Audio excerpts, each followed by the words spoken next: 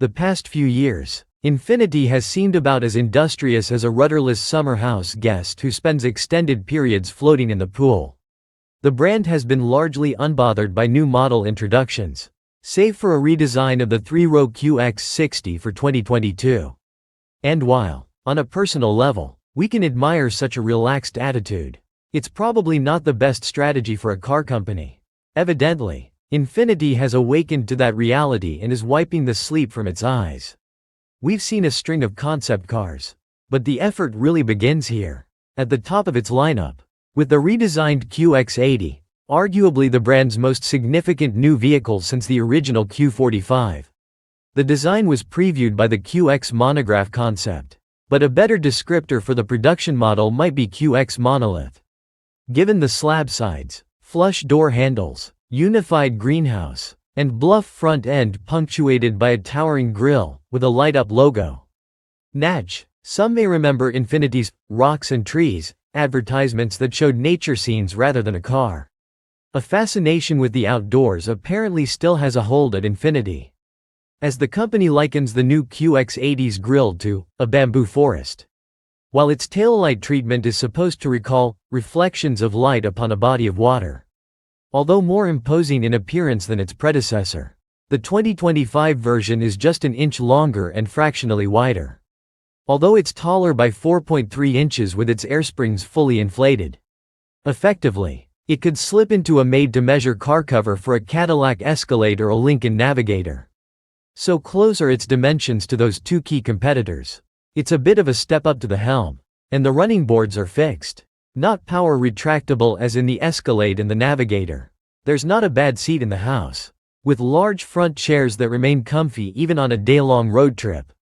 The second row captain's chairs are roomy, and the adult-sized third row is suitable for 3 across. In the Top Dog autograph, the fully power-adjustable second row seats offer a massage function, heating, and ventilation. The 60/40 split third row power reclines and is heated. Supple semi-aniline leather extends even to these rearmost seats. All the rear seats fold and flatten via buttons in the cargo area. A nice luxury. You can also raise or lower them via the touchscreen, although that function is buried several layers deep. Infiniti didn't hold back with this cabin, which boasts rich materials just about everywhere. Wavy metal lines are embedded in the wood trim, and there's a panoramic glass roof, plus all manner of ambient lighting. The massive center console has 3 lidded compartments, one for your phone, with inductive charging, plus 2 USB-C ports, another for holding 2 drinks, and a deep covered box that in the autograph is refrigerated. There's also open stowage space underneath. When it's time to load up, there's 22 cubic feet of space behind the third row, a gain of 5, and 101 cubic feet of max cargo volume. The dash features screen-based instrumentation, a 14.3-inch central touchscreen, and a 9.0-inch screen for climate control functions, which is set below the central screen and canted upward. The design does retain a tiny oasis of physical controls, a volume knob, forward and back tuning buttons, a button to activate the parking camera, another to raise or lower the vehicle. The setup can't match the "Welcome to Best Buy" screen acreage offered by the Escalade, the Navigator, or even the Jeep Grand Wagoneer. But the infotainment system is relatively easy to use. Google built-in is standard, giving you Google Maps for navigation and, hey, Google, voice assistance, as well as whatever apps you want to download from the Google Play Store. The QX80 again uses a body-on-frame architecture, and the chassis, with a 121.0-inch wheelbase, is shared with the Nissan Patrol sold in other countries, as well as the US market Nissan Armada. After more than a decade of service, the previous 400 horsepower naturally aspirated 5.6-liter V8 has finally been retired. Nestled between the fender wells is a new twin-turbo 3.5-liter V6. Output rises to 450 horses, while torque swells to 516 pound-feet, up from the V8's of 413 pound-feet, paired with a 9-speed automatic in place of the previous 7-speed. The turbocharged V6 brings the all-wheel drive QX80's EPA city estimate up to a respectable 16 mpg, from 13 mpg before, while the highway figure remains 19 mpg. In our real-world 75 mph fuel economy test, the QX80 returned 23 mpg, which translates to some 540 miles of range with its 23.6-gallon gas tank. Given the more muscular engine, we might have expected a quicker QX80. But the additional 50 horses and 103 pound-feet run headlong into the new model's additional 576 pounds of mass. Most full-size luxury SUVs are card-carrying members of the 3-ton club. But the QX80's 6,491 pounds make it the segment heavyweight, exceeding even the Grand Wagoneer L. So it is that the new QX80 trails its predecessor in the sprint to 60 miles per hour. At 6.1 seconds versus 5.9. And the Infiniti's rolling start 5 to 60 mph time of 7.2 seconds puts it considerably behind the Escalade, the Navigator, and the Lexus LX600. The tow rating stands pat at 8,500 pounds.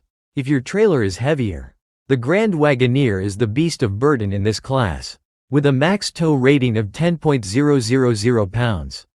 Stand outside an idling QX80, and the engine sounds like a Model T ticking over.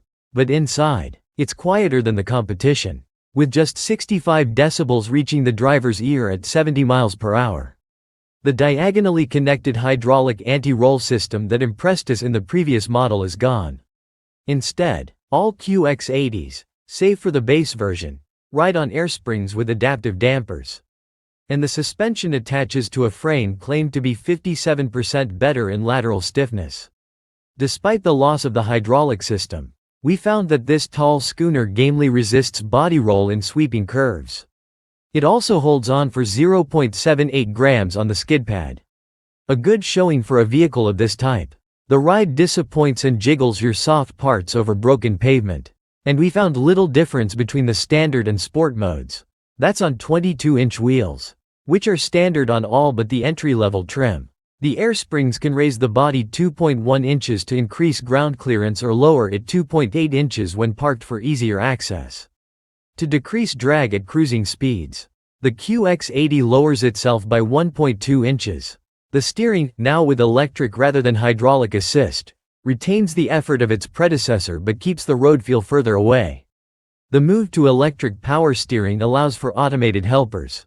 And Nissan's top offering, the ProPilot Assist 2.1 hands-free highway driving bot, is standard on the Autograph and optional on the Luxe and Sensory trims. We had mixed results with it. On some interstates, it allowed only a brief period of hands-free operation before beeping at us to put our hands back on the wheel. On other highways, it was happy to steer on its own for miles. On multi-lane roads, the display will suggest passing maneuvers, sometimes wisely, sometimes not. But the system waits for the driver to activate the turn signal before autonomously changing lanes. The QX80 offers drivers a tall perch. But as in other towering SUVs and pickups, the high, flat hood obstructs the view immediately ahead.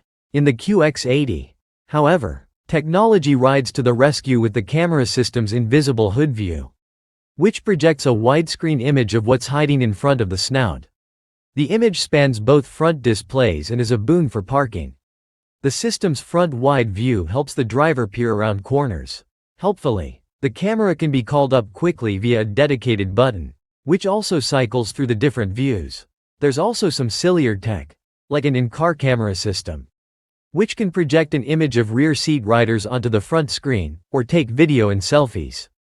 There's also a system that purports to detect when passengers are hot and automatically adjusts the climate control accordingly.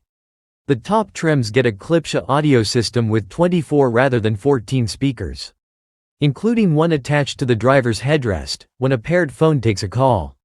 The sound can emanate through only the headrest speaker if desired, while the rest of the speakers continue to play from the audio system. All those features don't come cheap. Whereas the old QX80 was a bit of a bargain among barge-sized prestige brand SUVs, the new one ratchets up the sticker prices. The cost of entry climbs by $8,300 to $84,445, but the more substantial increases are at the upper end.